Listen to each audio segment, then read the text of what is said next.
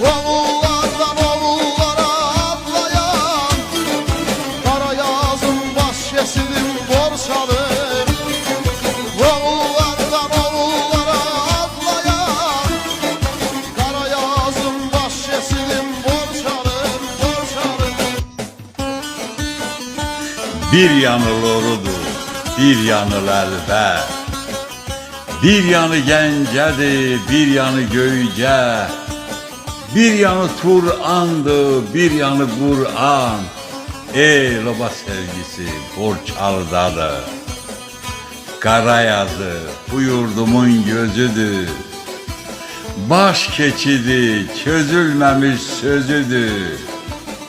Qızıl Hacılı bu yurdumun özüdür. Eyvazı dursun da Borçalıdandır.